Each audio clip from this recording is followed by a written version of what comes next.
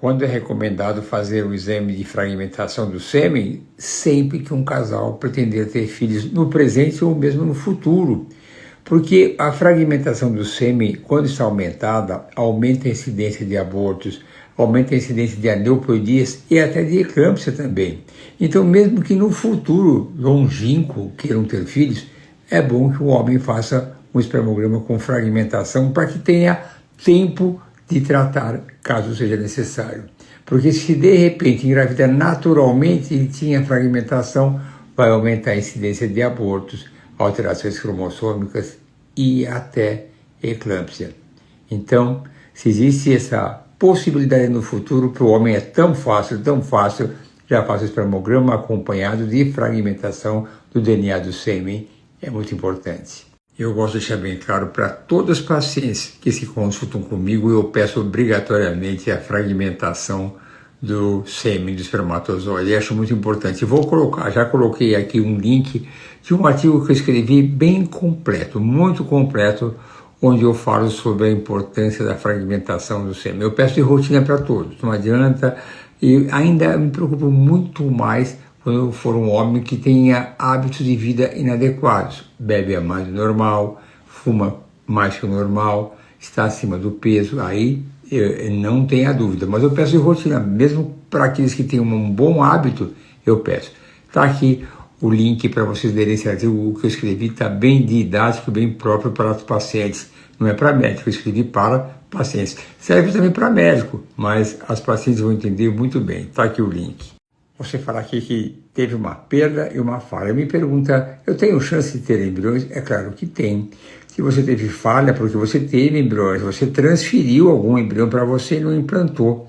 Então, tem que investigar o que pode ser feito de melhor para você conseguir melhores embriões de melhor qualidade, se for o caso. Eu não sei qual a sua idade, não sei se você fez a biópsia embrionária, não sei se você pesquisou causas e falhas de implantação, que são várias.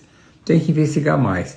Eu não sei a sua idade, mas se você teve embriões, ainda você tem chance. Chance sempre existe. A chance pode ser maior ou menor.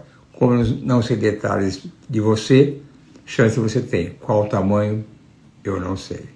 Essa pergunta é muito boa. Se a estimulação na fase lútea dá certo. Para quem não sabe, na maioria das vezes nós estimulamos o ovário na fase folicular, logo após a menstruação. E estimular na fase lútea é quando nós estimulamos após a ovulação. É como se fizesse do ostim. Você estimula a primeira parte, capta os óvulos, 5 dias depois você estimula novamente na fase lútea. Mas às vezes, em algumas situações, nós já vamos direto para a fase lútea. São aquelas pacientes que têm uma boa reserva ovariana e têm um antecedente que foi mal. É uma opção interessante. Eu uso sempre como primeira opção a fase folicular. Se não foi bem a primeira vez, eu posso trocar algumas estratégias ainda para a fase folicular. A não ser que, historicamente, ela tinha muitos folículos após a primeira coleta. Mas é interessante, eu acho que dá certo sim. É uma boa opção, mas tem que ser muito bem aplicada. Aliás, sobretudo na medicina. Cálcio, e mais especificamente carbonato de cálcio, é muito bom e indicado para pacientes que têm um risco maior de ter eclâmpsia. Se já tem algum antecedente de eclâmpsia em uma gestação passada, eu posso dar desde o começo. Mas muitas vezes, quando ela traz pela primeira vez para mim o exame morfológico do primeiro trimestre e ela não tem um obstetra que está acompanhando ela, eu recomendo o carbonato de cálcio. Ou deixo por conta do obstetra que vai cuidar dela. Mas é uma boa indicação quando naquele ultrassom morfológico do primeiro trimestre tem alguns dados que já mostram que ela tem uma grande chance de ter eclâmpsia no futuro. Então, aí a gente entra com carbonato de cálcio. Não é uma rotina não, somente em algumas situações. Você quer saber quantos dias precisa ficar em São Paulo para fazer a transferência embrionária comigo? Depende muito quem vai controlar o seu preparo. Eu imagino que seus embriões estão em outra cidade. Você tem que transportar para mim os embriões. E aí, o preparo a gente consegue fazer na sua cidade. Se você passa o ultrassom para nós, por via e-mail, por via WhatsApp, a gente vai controlando a espessura junto com a descrição do médico que faz o ultrassom. E aí você consegue ficar aqui 3 dias. Se for o caso, tiver dúvida, tem que ver um pouco antes, que eu tenho que eu mesmo fazer o ultrassom e uma dosagem hormonal. Mas se você vier na véspera, transfere num dia, no dia seguinte você pode ir embora, dependendo da localização da sua cidade. Aí tem que negociar alguns detalhes, mas em média são 3 dias, aí tem outros detalhes que devem ser avaliados. Você quer saber se a clínica que faz o tratamento, o médico, o embriologista, os avanços, se fazem diferença no resultado? Fazem. Porque médicos de excelência pensam diferente, isso não é uma coisa absurda, como você e seu marido têm ideias diferentes. E aquele médico pode ter filosoficamente um pensamento diferente do outro, fazer coisas mais avançadas, que às vezes não tem uma comprovação científica, mas ele pode achar que dá certo, ele acha que para você cabe bem.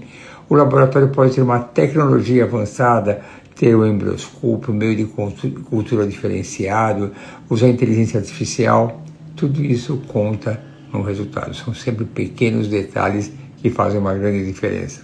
É assim que eu penso. É claro que não dá para fazer um tratamento desse sem o homem saber para onde está indo o seu espermatozoide.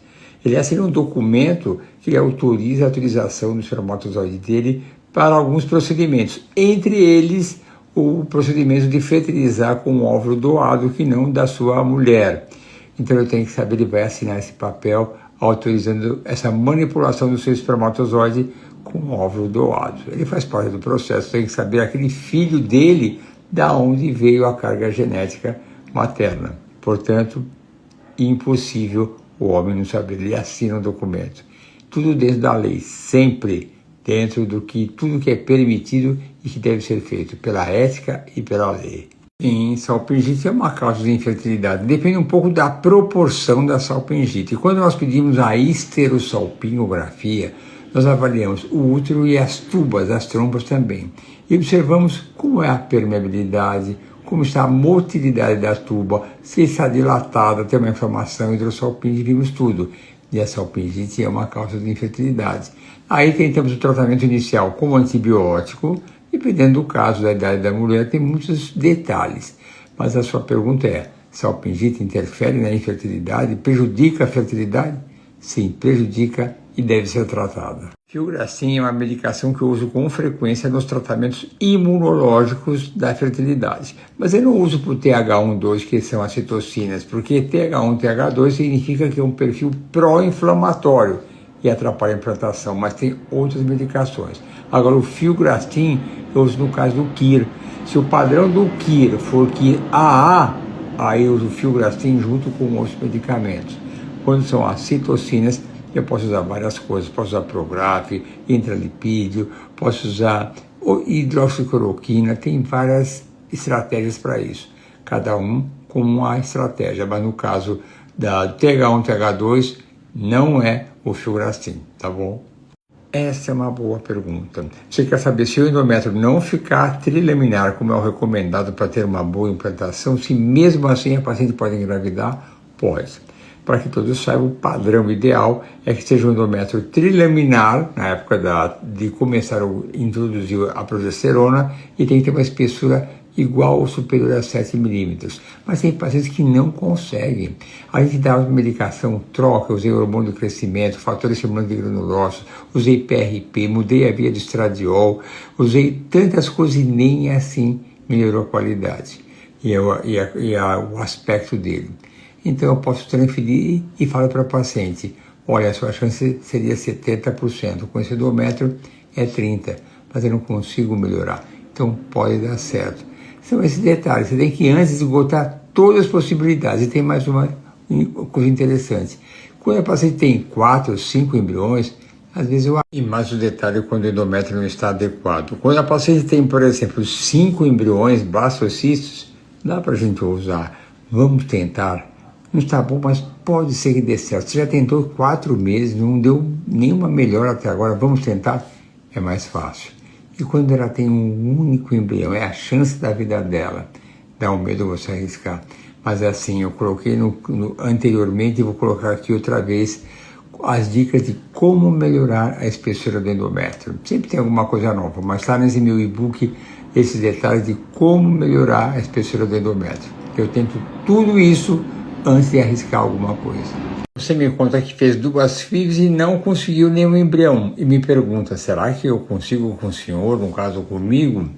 Eu espero que sim. Eu posso não garantir, mas eu tenho certeza que eu vou fazer tudo o que puder, tudo, para que você tenha seus embriões. Aí, só avaliando qual é o melhor protocolo, o que eu posso modificar, o que eu posso suplementar. Tem novidades por aí, mas eu não sei se eu vou conseguir. Mas que eu vou fazer o meu melhor, eu tenho certeza. A sua pergunta é se vale a pena transferir embriões de grau de expansão 1 ou 2. Para quem não sabe, a qualidade do embrião está diretamente ligada ao seu grau de expansão também. Então vai de 1 a 5. Embriões mais expandidos têm chance maior de implantar. 1 e 2 são blastocistos jovens e a princípio teria uma chance menor. Mas muitas vezes eu já transferi e transfiro eventualmente conforme a necessidade da paciente. Eu lembro de uma história que eram duas irmãs. A primeira já tinha feito o tratamento, transferido, ela já estava grávida. E no domingo que eu ia transferir o embrião da irmã dela, tinha somente esse embrião, categoria 1, eram dois categoria 1, e eu resolvi transferir. E a irmã, prontamente, sabendo por telefone que eu ia fazer isso, me ligou, brigando comigo por que eu ia fazer isso e não ia esperar um pouco mais. Bom, eu não poderia esperar porque ela ia viajar, ela não morava no Brasil e não tinha outra solução.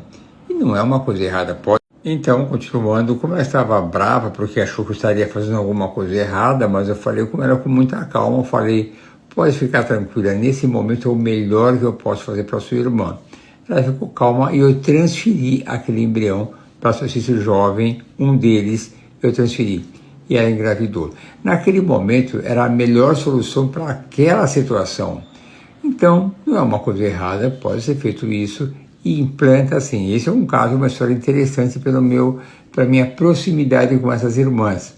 E eu achei muito bonito aquela proteção da irmã mais velha com a irmã mais nova. Mas sempre procuramos aguardar um grau de expansão maior. Mas pode transferir sim blastocisto categoria 1 e 2 de expansão, sem nenhum problema. O melhor é 3 para cima, mas 1 também pode. Existem clínicas parceiras, sim. Tem clínicas que têm óvulos de doadoras e vendem para pacientes e transportam para outra clínica.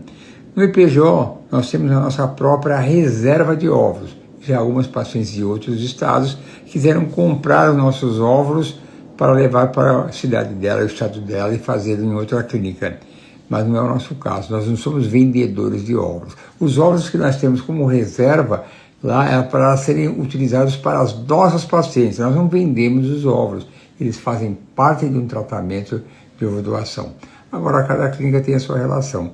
Nós temos uma quantidade boa de doadores porque nós trabalhamos com intensidade em ovodoação há muitos anos. Eu tenho um livro publicado sobre isso, sites sobre isso.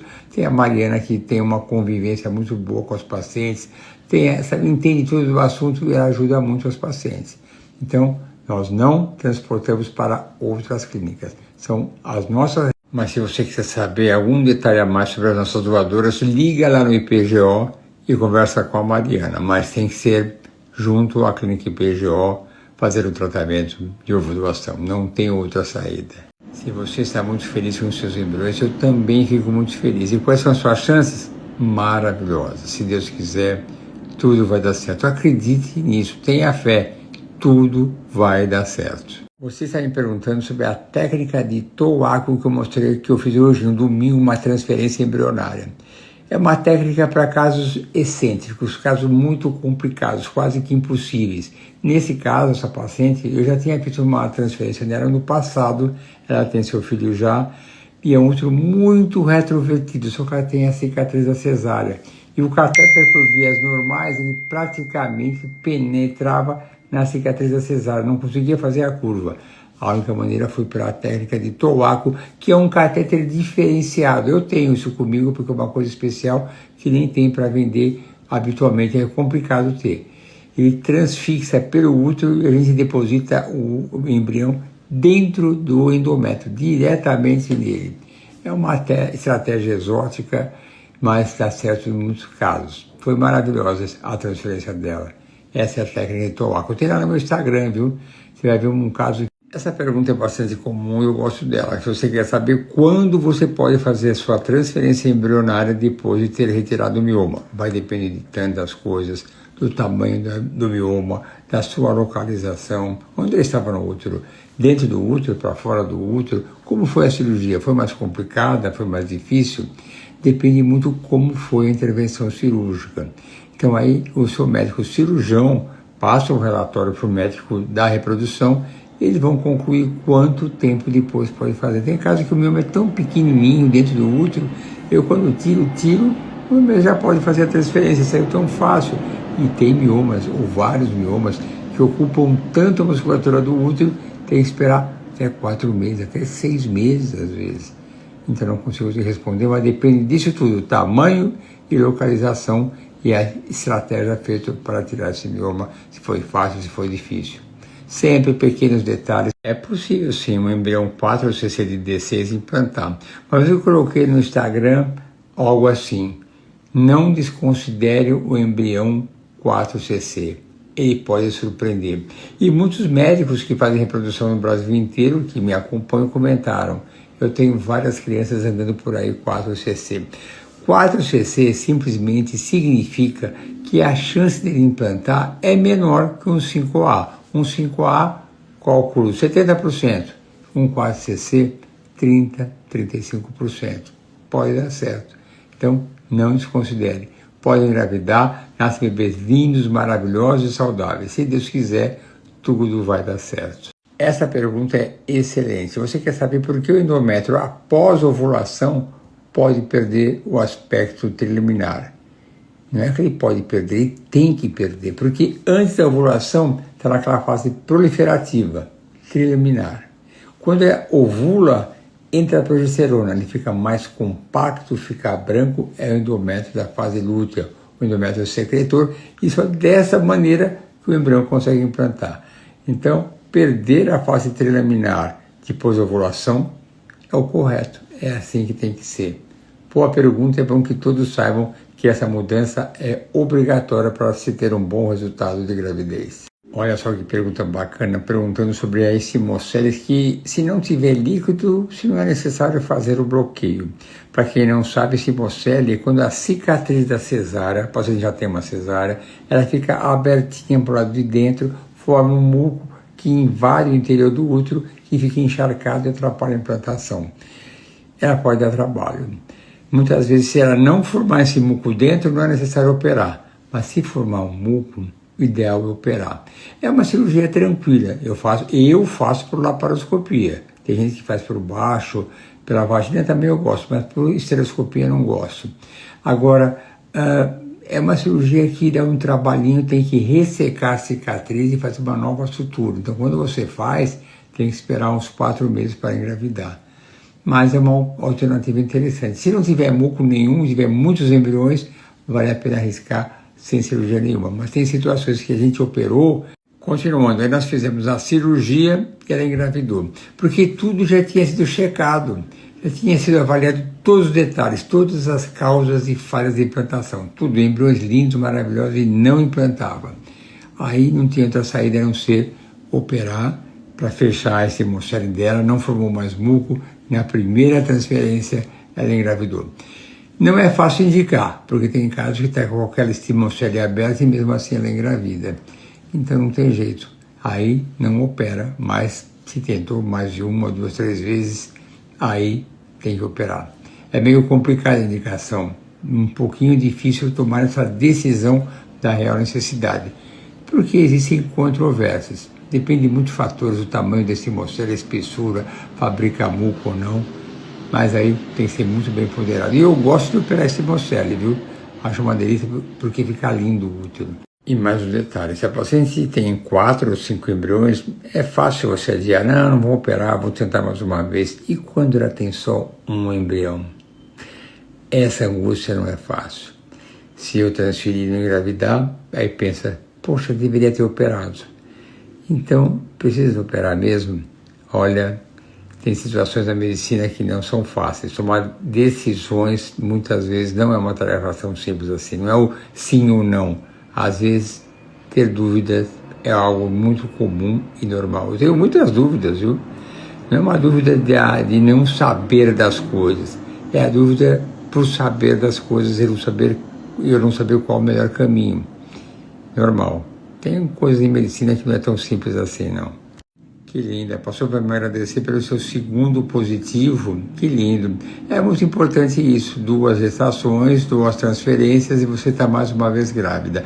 Você não sabe como eu fico feliz, eu e toda a equipe PGO. Ter resultado em medicina, ainda mais em medicina reprodutiva, ter resultado por saber a luta que cada paciente tem, que cada casal tem, desgaste emocional, frustração, expectativa, disciplina, custo financeiro, alcançar o resultado e ainda em dose dupla, assim, melhor ainda. Um beijo para você, aguardo sempre notícias. Um beijo para toda a família. Você fez 5 perguntas, todas com o mesmo objetivo. Você conta que foi fazer uma transferência embrionária. Na sexta-feira, o médico não conseguiu passar o catéter. Ele falou no final que estava com um aspecto de foice, provavelmente pela endometriose. Parece o caso de hoje, de domingo, que eu comentei agora há pouco, que eu tive que passar aquele catéter específico do método de Towaco, que não tinha como entrar na cavidade.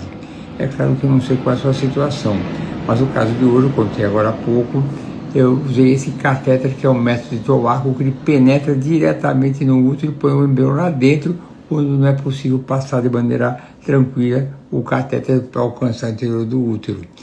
Eu não sei qual é o caso seu, mas esses casos difíceis tem algumas estratégias para isso, mas se ele falou que não dá mesmo é por causa da endometriose, se vale a pena operar ou não, já não sei.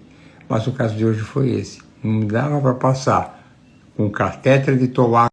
Um embrião de 4A de D6 é um bom embrião. É claro, se fosse um embrião 4A de D5, seria melhor. O embrião 4A de D5 teria uma chance de 70%. O seu embrião, 55%, mas é uma boa chance. Então ele é um pouquinho mais lento e diminui essa possibilidade. Mas é um ótimo embrião. Mas o mais importante é você fazer todos os exames que possam levar a uma falha de implantação. Não espera falhar, não espera dar errado, porque eu sempre falo que o arrependimento é um dos piores sentimentos que uma pessoa pode ter. Imaginar que algo mais poderia ter sido feito, que mudaria o resultado para um positivo e não foi, é muito frustrante. Eu recomendo fazer todos os exames de falhas de implantação, não deixe escapar nenhum. Portanto, veja se você não tem endometrite, adenomiose, trombofilia, contratibilidade excessiva do útero, veja o microbiota do endométrio. Eu espero que seu marido já tenha feito a fragmentação do DNA do sêmen, tudo, muita fé que tudo vai dar certo. Você quer saber se um homem de 51 anos que fez vasectomia há 18 anos, se ele consegue engravidar? Consegue, claro, sem problema nenhum. Ele tem que fazer todos os exames, pedir ultrassom de bolsa escrotal para ver o tamanho dos testículos, fazer os exames hormonais para ver se a produção dele está boa, porque a vasectomia nada mais é do que cortar o ducto que leva o espermatozoide do testículo para fora. Então, é só funcionar o epidídimo, tirar e fertilizar os óvulos. Tem toda a chance, é fácil, tranquilo, mas ele tem que fazer todos os exames antes de você começar a estimulação dos seus ovários. Células NK não tem nenhuma relação com o fato de transferir um ou 2 embriões. Nesse caso, tanto faz. Eu indico sim pesquisar células NK, mas da maneira que eu recomendo, ou com a Filomena ou com a Nathalie Lede em Paris. Porque não é somente pesquisar, precisa ver a proporção no teste imunistoquímico. Esse tem a CD16, CD163, CD56, ver todos para se chegar a uma conclusão final se essas células NK estão atrapalhando a implantação embrionária. Ver se o endométrio é um endométrio hiperreativo, citotóxico, hipoativo. Então tem que ver vários marcadores. As células NK, o CD56, pode estar alto e não ter nenhum significado. E pode estar baixo e ter algum significado. Estranho, né? Mas eu gosto de fazer essa avaliação antes da primeira transferência para ver também se não tem endometrite ou outros problemas na cavidade uterina. Natif estradiol é igual, quase igual à primogênita, que é mais conhecida por todos. A gente não usa somente em ciclo artificial. A gente pode usar no ciclo natural como um reforço dependendo da dosagem hormonal. Eu uso Natifa, eu uso mais primogênita por vício, por hábito, mas muitas vezes eu troco para Natifa.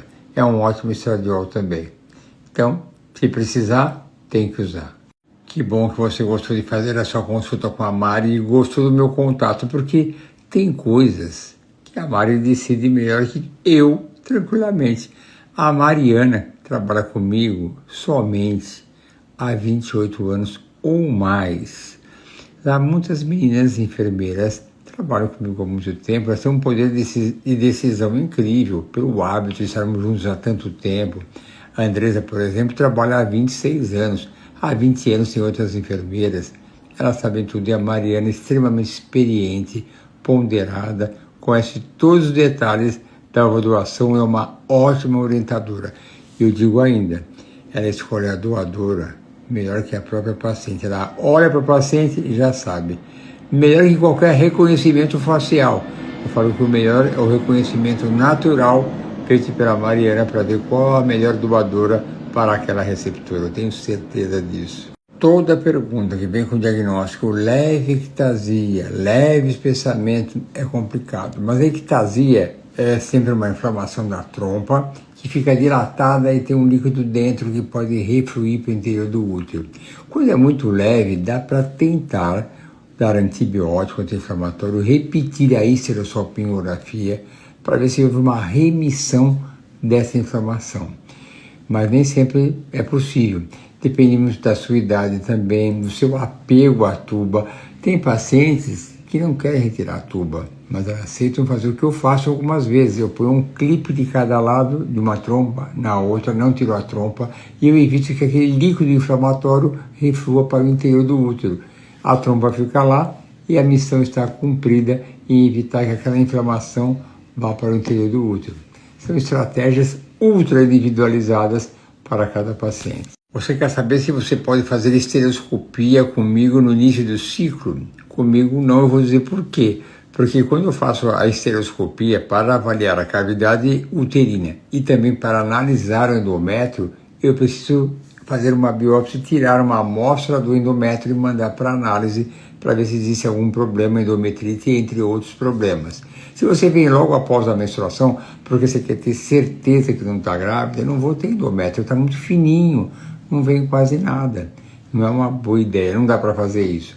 O ideal é você, se tem essa preocupação, é no mês que vai fazer a estereoscopia, usar preservativo ou evitar a gravidez de outra maneira, coito interrompido, como você achar melhor.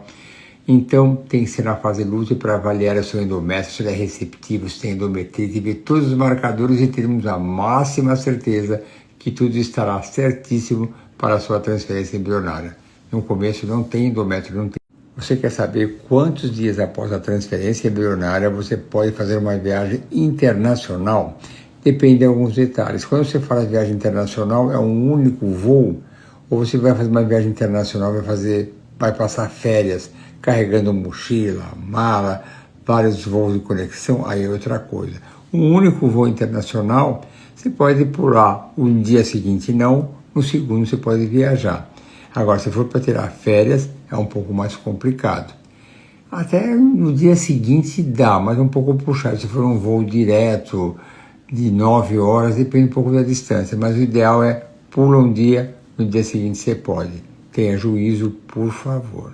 Eu sempre tenho histórias interessantes que ficam na minha lembrança. Há uns anos atrás, uma paciente brasileira que morava na Alemanha, o marido alemão, veio fazer tratamento comigo, por algumas razões atrasou um pouco a transferência embrionária, o marido dela voltou para a Alemanha e ela fez a transferência depois do almoço, foi direto para o aeroporto, Polícia Federal em greve aqui em Guarulhos, e foi direto para a Alemanha, e lá não tem essa facilidade de controle hormonal. E deu tudo certo, uma graça, né? Então não recomendei isso, mas ela não tinha outra solução. E deu tudo certo, mas a regra é essa, transfere no dia, pula 2 dias, aí você viaja para fazer um voo. Se for viagem para várias cidades, espera um pouco mais. Essa pergunta também é bem interessante. Se o marido não fez a fragmentação do DNA do sêmen, e se usar a placa de Zymoth é uma boa opção. Você calcula isso porque se ele tiver uma fragmentação, passou pelo Zymoth e está tudo resolvido. Nem sempre. Porque se ele tiver uma fragmentação de 40% a 45%, a placa de Zymoth não dá conta. Aí eu faço um tratamento complementar prévio eu recomendo ele ter 1 ou 2 ejaculações antes do dia da coleta do sêmen para a fertilização, e aí melhora. Mas eu tenho que checar se eu conseguir diminuir isso clinicamente antes. Se não fizer tudo isso, eu não sei qual o grau de fragmentação e às vezes o Zymote não dá conta.